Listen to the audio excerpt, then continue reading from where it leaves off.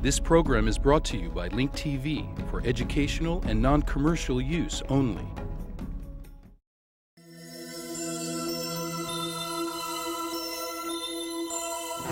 Mosaic, a daily news program from Link TV, presents a selection of news reports from independent and state-controlled broadcasters from throughout the Middle East.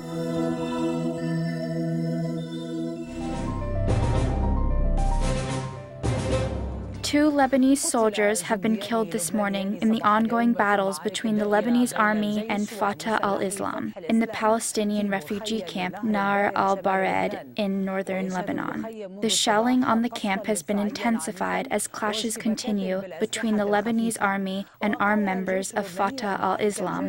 The Lebanese army said that the ongoing military operations are in the framework of tightening the noose on these armed members.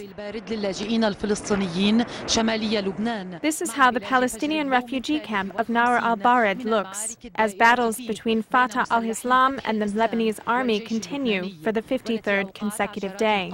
Dozens of people were killed on both sides, and tens of thousands of refugees were displaced.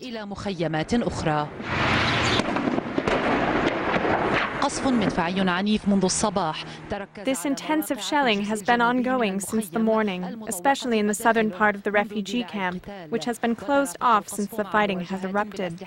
The shelling was accompanied by clashes between the Lebanese army and members of Fatah al-Islam along the southern and eastern sides of the coastal refugee camp. The shelling and clashes have intensified, especially when compared to previous days, which led some to believe that the Lebanese army is preparing to launch a final assault against the armed members of Fatah al-Islam, who have fortified their positions inside the refugee camp. So far, they have refused to surrender. Some news agencies quoted Lebanese military officials saying that the Lebanese army is preparing to launch the final assault against them. However, the army quickly released a statement refuting this information. According to the statement, the ongoing military operations are aimed at forcing the armed members of Fatah al-Islam to surrender and bring them to justice. These violent battles come only 1 hour after 160 Palestinians, including women, had left Nahr al-Bared refugee camp in what was described as a security evacuation of the refugees who were still inside the refugee camp. This was done in compliance with the decision made by the Palestinian factions.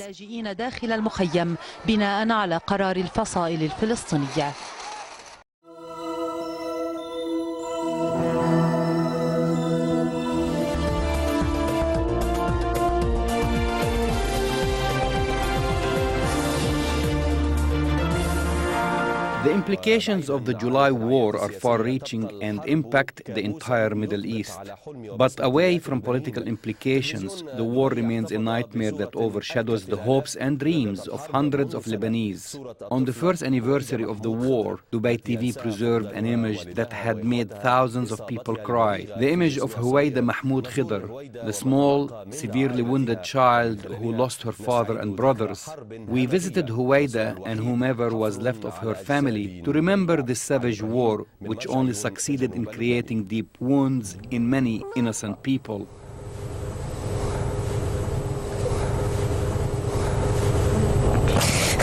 Huwaida Mahmoud Khidr.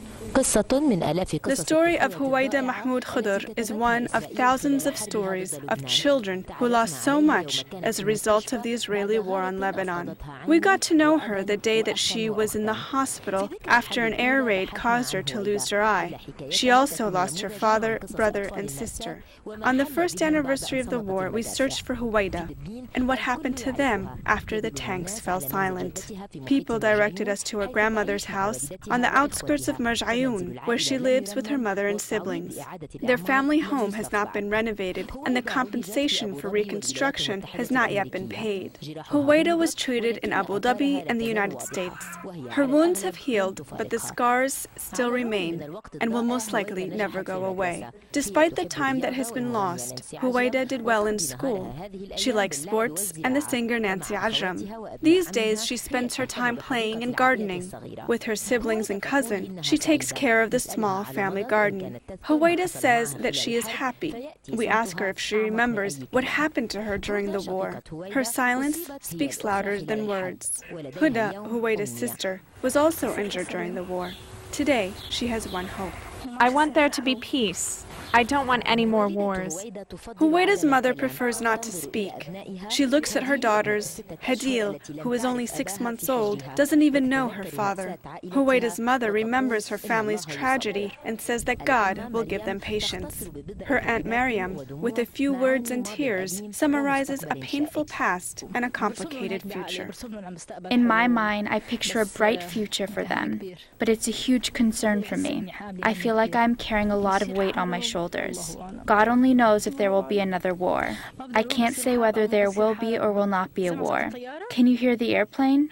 That alone answers the question. Huwaida has kept some of her childhood innocence, but some of what has been lost can never be returned. Huwaida's story is the story of Lebanon. She has suffered a lot and continues to feel the pain. However, she has hope for a better tomorrow. Alia Ibrahim, Dubai TV, Marj Ayoun in southern Lebanon. For 33 days, Israeli warplanes rained down cluster bombs on Lebanon. Today, after 1 year, the remains of these dangerous bombs threaten the residents of southern Lebanon. According to a United Nations report, there are more than 1 million cluster bombs in Lebanon. The Israeli forces dropped most of them after the ceasefire agreement during the last 3 days of the war. As of today, these residual cluster bombs have killed 30 Lebanese civilians. 300 others have had their limbs dismembered by them. Despite the current efforts being made, only 120,000 bombs have been dismantled.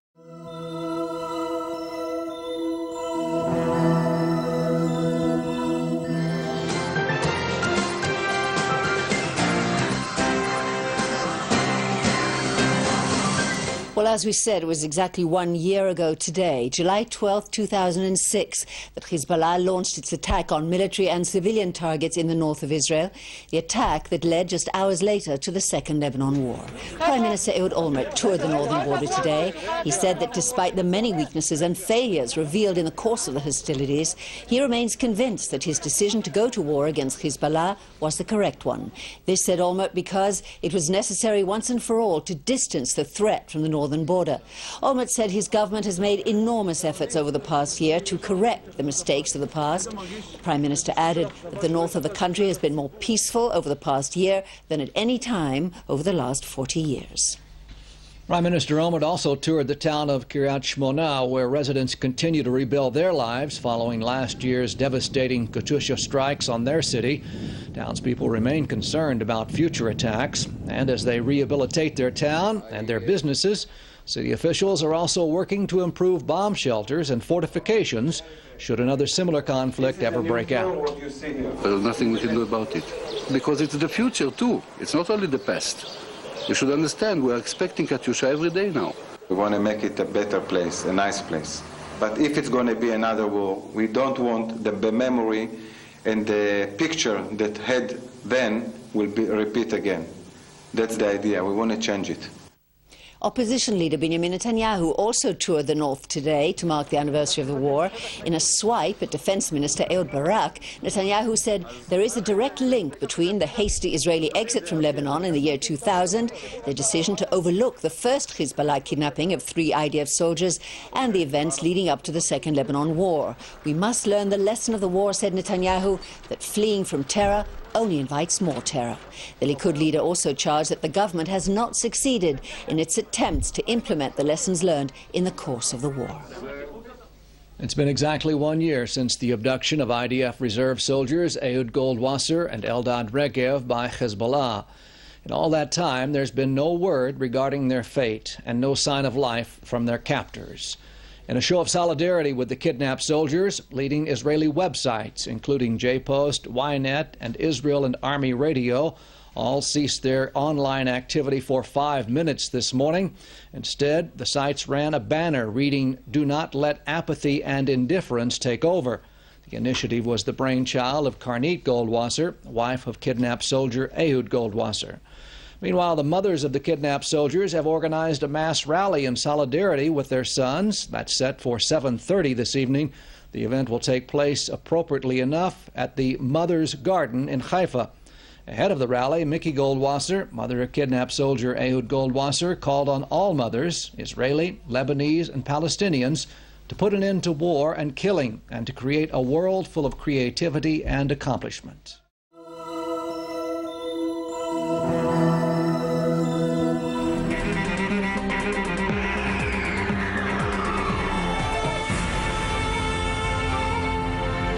In the first anniversary of the war on Lebanon, Nahr, a Lebanese prisoner of war, told Al Arabiya channel that he believes that the time will come soon for his safe return to his family. He also expressed embarrassment because he feels that he has failed his people as a result of his captivity.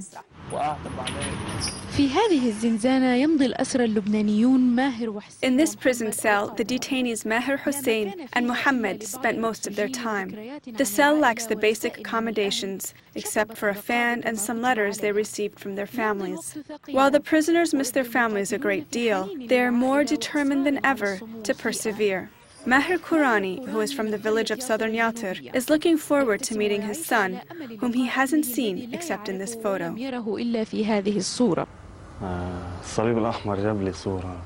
The Red Cross brought me this photo. This was the best thing that happened to me in prison. I was happy to receive the photo of my son, Hassan. Young children change every day, so I don't know what he looks like now. The last time I saw him was a year ago.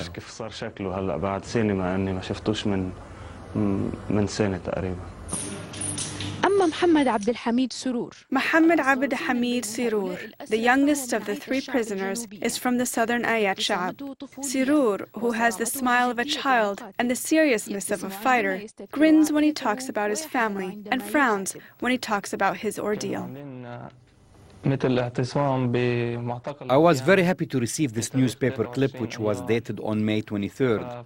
It showed images of my family when they were in a protest. As you can see in the photo, this is my father, my mother, and my older brother Hussein. Hussein Suleiman, a 23-year-old single man, seems to be more calm and firm than his cellmates. He sent greetings to his father and mother and expressed confidence in Hassan Nasrallah's ability of winning their freedom and safe return to Beirut through a prisoner swap deal.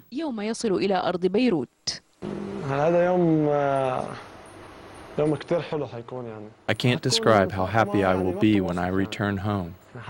God willing, if I am still alive when I land in the Beirut airport, I will kiss the ground of my country.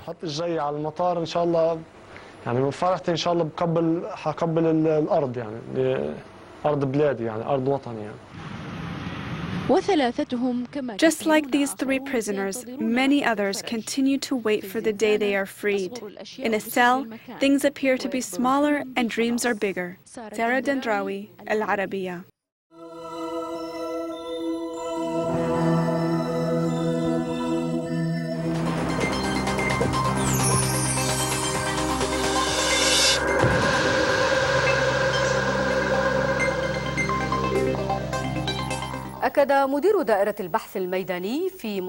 Najib Abu Ruqayya, the director of field work inside the Beit Salam Human Rights Organization, said that the draft resolution calling for the use of Palestinians as human shields by the Israeli army contradicts all human rights laws and international regulations and the Geneva Conventions. Abu Ruqayya added that such a resolution, which was recently presented before the Israeli Senate for approval, is forbidden by international laws, and nobody, including the Israeli government, has the right to violate it.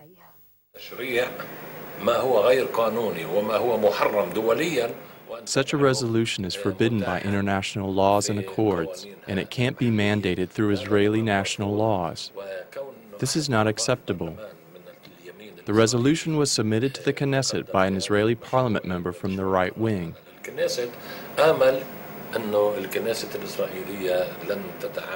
I hope that the Knesset will reject this resolution, which is internationally illegal and unethical. The Knesset should reject it, especially since the Israeli Court of Justice has already rendered a decision on this issue.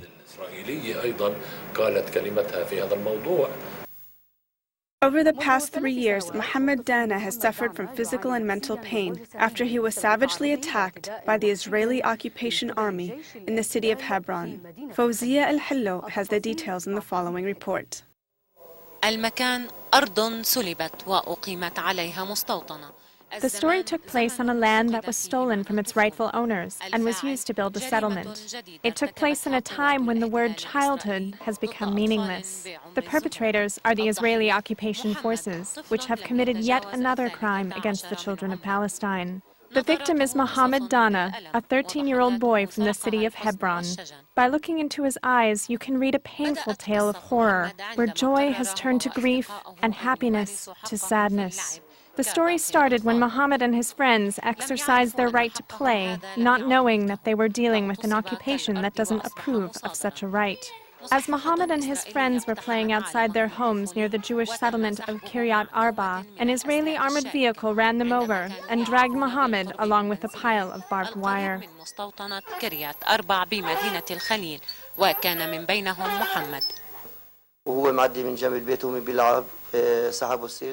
While Muhammad was playing near his home, he was run over and dragged nearly 200 meters.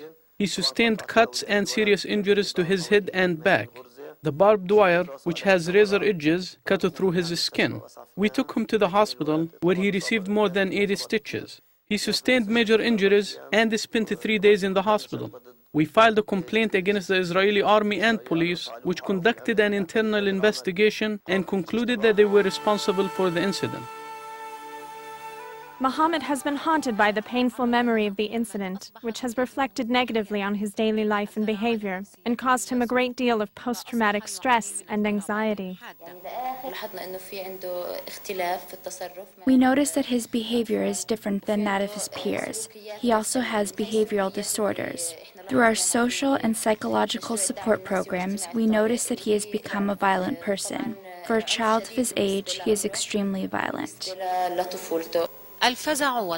Fear and panic have become part of Mohammed's life, and he no longer likes to play. However, in a few words, he told us that his dreams have not ended. My dream is to grow older and live a better life, and I wish that the army would go away.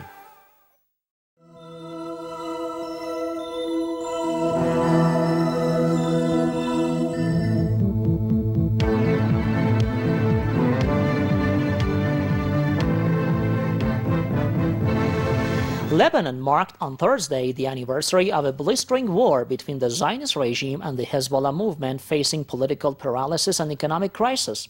The war that cost more than 1,200 lives in Lebanon and 160 in occupied lands broke out when ferocious air, sea and land assaults by Israel left Lebanon's infrastructure in tatters and destroyed thousands of homes.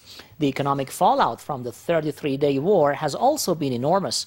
As both Lebanon and Israel grapple with the war's consequences, human rights groups spoke of war crimes. Amnesty International lamented a complete absence of any steps in the two countries affected or internationally to prosecute those responsible for war crimes and other grave violations committed during the war.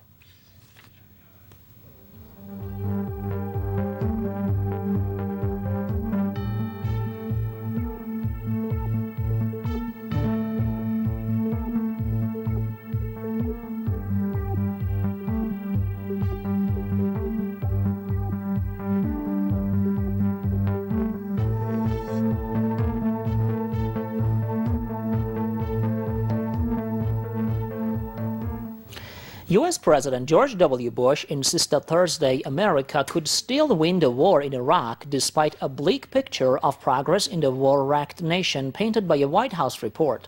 Bush said this at a press conference called to defend his unpopular strategy and ruled out any troop withdrawals based on souring public opinion on the war. The White House interim report of Bush's strategy to surge nearly 30,000 extra troops into the 40-year war came at a critical time with Bush under daily withering attack. The House of Representatives is meanwhile due to vote on a bill demanding the withdrawal of most combat troops from Iraq by April the 1st next year.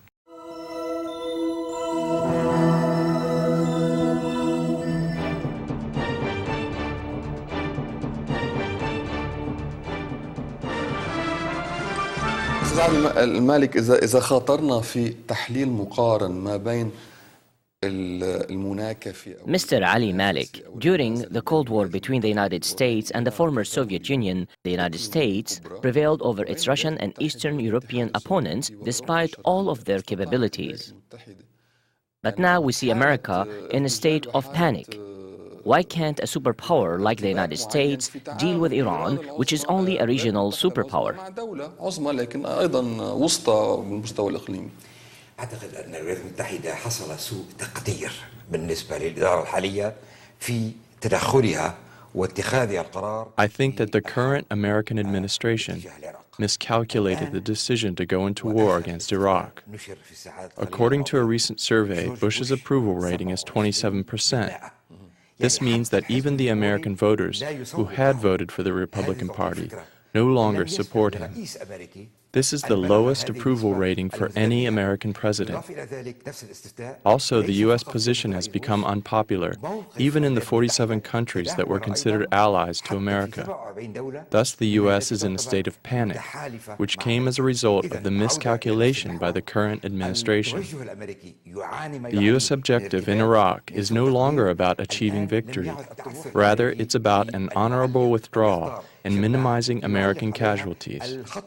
What about all those slogans American officials used to say when the war started, such as bringing democracy to the Middle East and so on? We no longer hear such things, and the U.S. has shifted the blame towards the Iraqi Prime Minister. The American administration wants to use the Iraqi government as a scapegoat for its miscalculations. The next 18 months in Bush's term will be very dangerous. He may commit a political suicide as a way to get out of his failures, or he might try to rescue the Republican Party, which has suffered a big blow. Republicans are blaming Bush for putting them in an awkward position, and they are now trying to rescue the party from Bush's mistakes in Iraq and the region. الذي ارتكبه الرئيس بوش في العراق في المنطقة وفي أمكنة أخرى. طيب أيضا في هذا الكلام حول تقدم. Can we say that the moderates that have been supporting the United States are losing to the resistance groups in the region that support Iran and Syria? Is this exaggerated? Israel had lost the war in Lebanon, but it has been threatening with a new one. Similarly, the United States is threatening with a war against Iran despite its setbacks in Iraq. Also, the United Nations has been threatening Syria with the International Tribunal despite what is happening at the local level in Lebanon. Thus, can one say that Iran has been more successful than the West? أليس هناك مبالغة في القول بأن هناك تقدم إيراني وهناك تراجع غربي؟ لا في تقدم إيراني سوري ما تنسى هذه المعادلة يعني إيران ما تقدر بالعالم العربي. Yes, Iran and Syria have been achieving more progress. You must keep in mind that Iran can't have much of an influence in the Arab world without Syria's help. This has been the case since President Hafez Assad took office. In some cases, Syria has more influence than Iran, as was the case in Hamas's takeover of Gaza. Hamas's political leader, Khalid Mish'al, was the one who must have taken the final decision that led to the recent events in Gaza. Iran has no influence on him, even if it gave him more weapons. The final decision was made by Khalid Mish'al. Do you mean to say that the decision was made by Syria, not Iran? Yes, of course. Iran agreed to this. It did not reject. Iran can't influence Hamas, but Syria can. This is the major difference. Answering your question, of course, Arab leaders like Lebanese Prime Minister Fouad Sunniora has to deal with the fact that he was associated with the U.S. All the demonstrations that were organized against the U.S. in Lebanon were critical of Fouad Sunniora. Lebanese Arab nationalists also criticized his policy towards Israel. He is being labeled as pro-U.S., pro-Israel, and the West.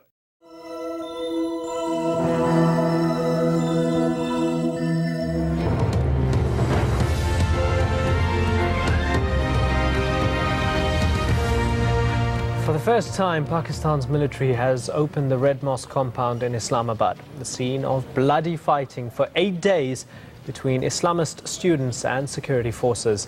The extent of damage was clear to see as reporters and camera crews were led through the compound.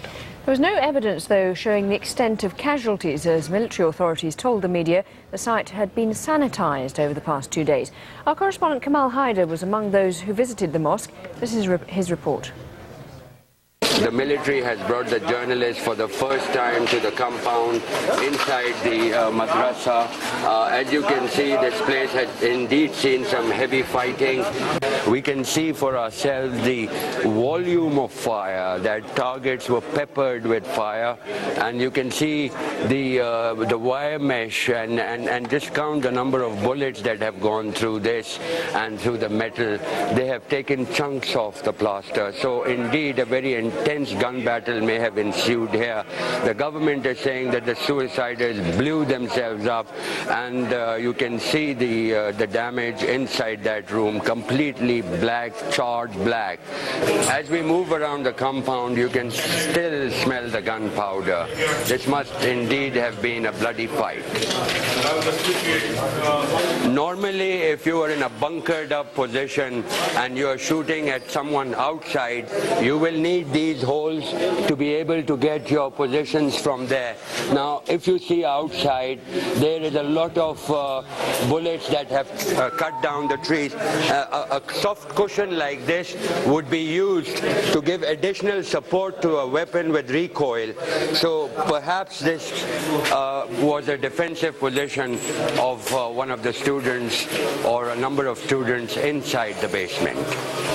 Of course, the military will tell you, the government will tell you that the casualties have been controlled. From what we can see over here and on these walls that you can see around me, it definitely shows that this was indeed a bloody and intense battle. Kamal Haider from the Red Mosque. Some are suggesting hundreds of people were killed in the Red Mosque standoff. The leader of the mosque, cleric Abdurrashid Ghazi, was among those killed, and thousands gathered for his burial. Matt McClure reports many others have been buried in unmarked graves outside Islamabad.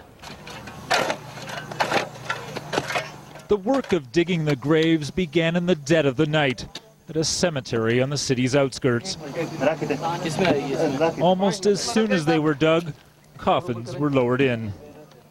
By first light, the work was still going on. Dozens of graves by now. As the day turns hot, the stench fills the air. Many of the bodies have begun to decompose. Suggestions, too, that some of the coffins contain more than one body. Some of them had 2 or 3 corpses, says this gravedigger, children and women buried together. While the bodies have not been identified, authorities say photos and DNA samples have been taken. The coffins numbered so families can find the graves later. Despite the haste, they say the Muslim rituals of washing the dead and wrapping them in shrouds were also followed.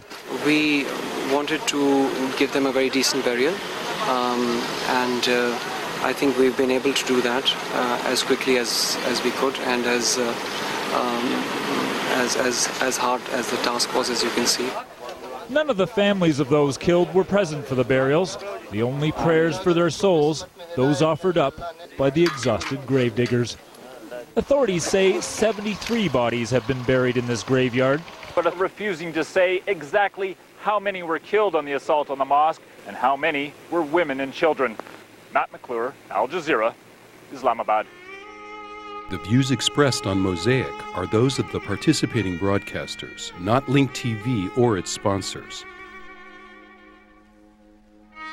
Please visit linktv.org/Mosaic for more information about these broadcasters or to view previous Mosaic programs, obtain program transcripts, or receive the weekly Mosaic Intelligence Report.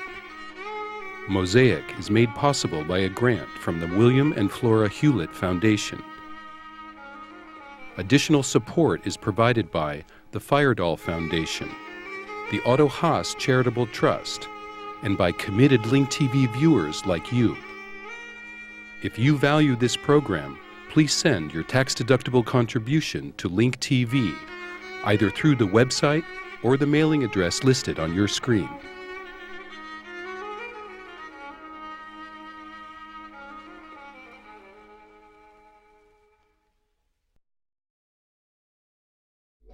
This program was brought to you by Link TV, for educational and non-commercial use only. Link TV is the only U.S. television network devoted to global and national news, with uncompromising documentaries and diverse cultural programs which connect you to the world.